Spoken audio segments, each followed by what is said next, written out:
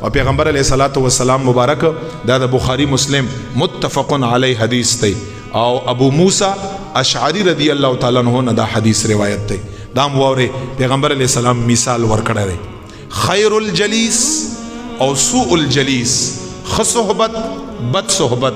نبی علیہ السلام په خپل مثال ورکړی. صحابو ته څه فرمایي؟ اے صحابو د ښې ناستې او د ښه صحبت داسې مثال دی لګای انسان چې عطر والا سره په عطر دکان کې ناستي، مسک والا مسک عطر والا سره ناستي. نبی علیہ السلام څه فرمایي؟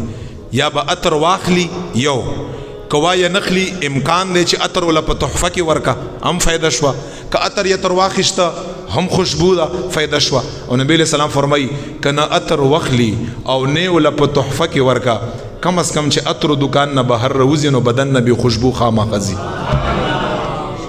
دا نبی علیہ السلام مثال دی. مونږ تاسو به شي مثال او د بد صحبت مثال څنګه دی؟ نبی علیہ السلام فرمایي د بد صحبت مثال داسې دی لکه انسان چې لوهار سره کینی، ویلډینګ والا سره، لوهار سره پاغه بټۍ کې.